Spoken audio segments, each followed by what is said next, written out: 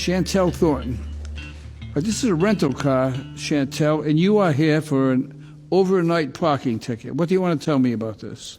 I believe it was for the Richmond rental ticket. Yes. It was overnight parking? It was just 10 days ago. Oh, okay. I'm sorry. I thought it was another ticket. I didn't have the funds to pay it at the time. Well, we have other tickets for you, but we'll get to those in a minute. But this overnight parking ticket was just 10 days ago. Yes. All right, you plead guilty to that? Yes. All right, that's $20. In addition to that, you had a previous court judgment. Yes. The court judgment was $800. After the boot was released, you never paid another dime. You never came back. I had actually a very bad housing situation, so I was unable to make a payment. And You never called. We didn't change our number. You never came back. I didn't know I was able to call. I thought I just had to come back and make a separate appearance for it. Chantel, it was 3 years ago. Right. What did you think was going to happen? I have no idea. Yeah, you're just going to stop paying. No, it's not that. You said, I owe $400. I'll just stop paying. Definitely not. There's so much bills these Something's days. going to happen. The economy's not so... We all have bills. Right. Inspector Quinn has bills. I have bills. But everybody in the courtroom has bills. We all have bills.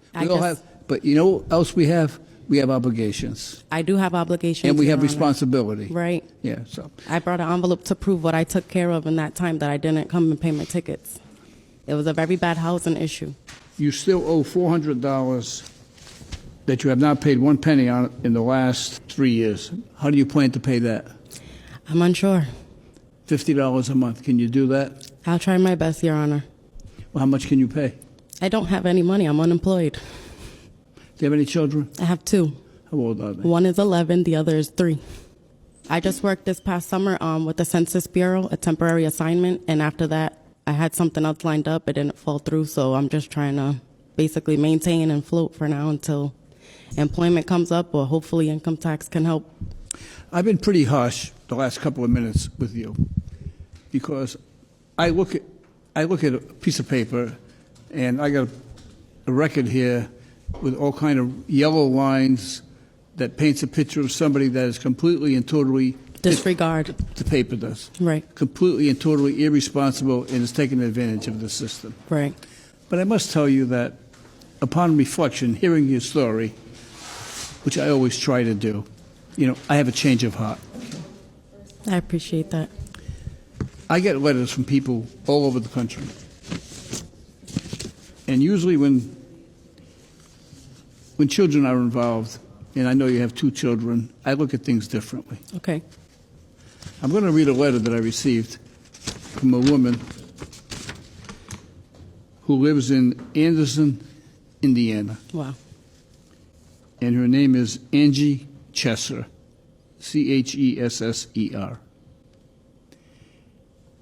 And it says, I'm not going to read the whole thing. It says, hi, Judge Caprio. I enjoy the old Italian stories that you share with all of us. She said, I am enclosing $60 to cover tickets or court costs of a single parent. Oh, wow. She said, last year the child support stopped for a few months for my son, and I know what it's like to struggle through the holidays. The father got a new job and doesn't bother to say anything. He finally started paying again. Basically, she goes on to say, I would like to help someone else who's in a similar situation that I'm in. And she sent $60 in cash to the court. That was very sweet of her. Asking me to apply it towards someone who deserves it. So, for Angie Chesser, I thank her very much for her consideration, and I'm going to apply this to your fine. Thank you. Because you fit the profile of someone that Angie is concerned about. She has a good heart.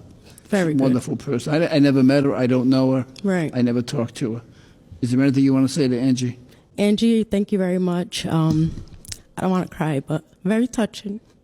I appreciate it. Angie can be an inspiration to all of us. And I know that someday things are going to turn around for you.